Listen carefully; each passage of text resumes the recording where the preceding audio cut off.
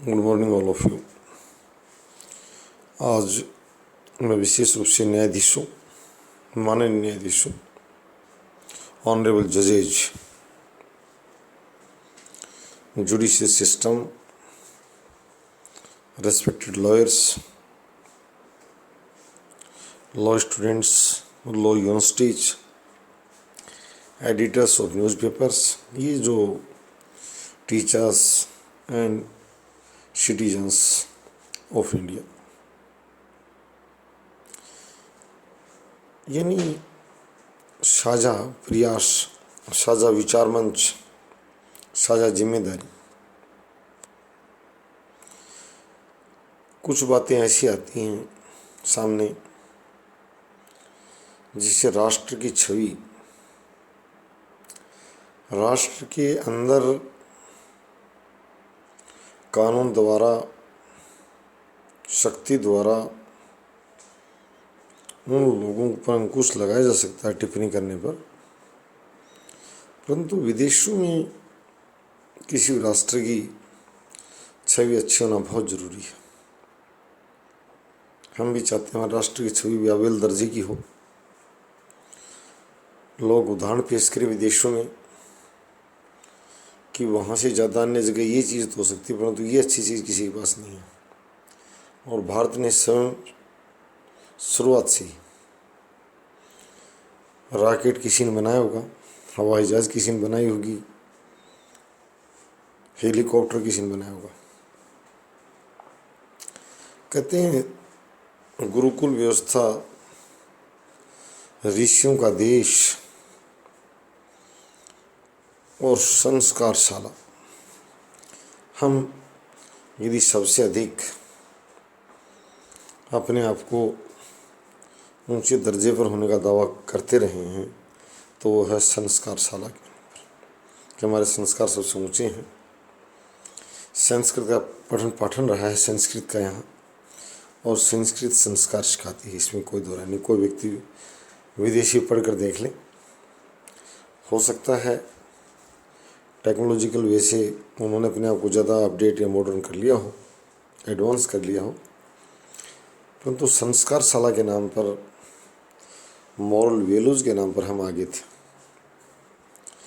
अभी कुछ जो विदेशों में रह रहे हैं, काम कर रहे हैं, जो गांव के युवा या जो जानकार युवा, उन्होंने बताया कि भारत में एक विशेष प्रकार का अपराध चर्चा में रहा है, जिसके लिए मैं सभी से कहता हूँ कि उस पर ठीक से होमवर्क कर लिया जाए। वो अपराध है नहीं जितनी हमारी छवि खराब कर रहा है। उसके इंटरप्रिटेशन का ढंग मैं चीफ जस्टिस महोदय और सेंट्रल जस्टिस मिनिस्टर जो हैं उनसे भी कहूँगा, स्टेट जस्टिस मिनिस्टर से, कि सभी इस बात को अच्छे से देखें और इंटरप्रेट करें। हम चाहे उनसे कम या ज़्यादा जानते हों, हम चाहते हैं उनकी तरफ से अगर बात आई, क्योंकि वो जिस पद पर विराजमान, उनकी जवाबदेही ज़्यादा बनती है, उनकी बात ज़्यादा ठीक से सुनी जाएगी। कि बार बार पुलिस में 376 के मामलों का दर्ज होना, एक तरफ लिव इन रिलेशनशिप को न्यायिक और वैधानिक लीगली मान्यता देना, और आगे चलकर संबंधों में दरार आने पर उस मामले को धारा 376 376 के मामलों में दर्ज करा देना, आंकड़ों को बढ़ा देना,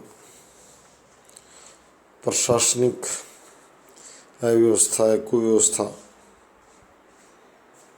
का प्रतीक माना जाता है कि अमुक देश का प्रशासन महिलाओं की इज्जत की रक्षा करने में विफल रहा है, वहाँ ये मामले बढ़ रहे हैं। तो हम दो राहों पर चले गए। आज मैं यही चाहता हूँ कि इस बात को संसद से लेकर सड़क तक चर्चा की जाए, और न्यायाधीश महोदय भी बताएं कि लिव इन रिलेशनशिप को वैधानिक बना दिया गया, और संबंध में कटुता आने पर उसी मामले को अदालत और पुलिस के हवाले कर दिया गया कि ये मामला इस प्रकार का नहीं था, ये मामला तो एक आपराधिक मामला था और मेरे साथ बुरा हुआ है। महिलाएं भी इस मामले में सबसे प्रबुद्ध महिलाओं से मैं कहूँगा सबसे आगे खड़ी हों और ये बात अच्छे से इंटरप्रेट करें, स्वयं भी अपने विचार साझा करें कि इसका सही निदान क्या है। क्या भारतीय परिस्थितियाँ रिलेशनशिप को मान्यता देती हैं? और अगर देती हैं तो फिर जब मन करे तब उसको इस तरह कहा जा सकता है? मैं न्यायाधीश महोदय से यही कहूँगा जो किसी भी स्तर पर बैठे हैं, कहते हैं कि न्यायाधीश देवता का रूप होता है, वो किसी भी स्तर पर बैठे सभी सम्मान्य पूजनीय माने जाते हैं, बशर्ते वो न्याय के देवता के रूप में व्यवहार करते रहे। उनके सम्मान का कोई मुकाबला नहीं है, जितना कर दिया जाए उतना कम। तो ये बात विशेष रूप से चर्चा करने लायक है कि इस तरह के मामले ना बढ़ें। कितने मामले दर्ज किए गए, विदेशों में आंकड़े जारी किए जाते हैं, उस देश में सालाना नए मामले इतने हो रहे हैं, जबकि उसका रूप दूसरा है। क्योंकि विवाह के मामले में ये आधार नहीं बनता था कि इस तरह कहा जाए, संबंध में टकराव मनमुटाव आने पर रिलेशनशिप की मुद्रा में कहना आसान हो गया है। मैंने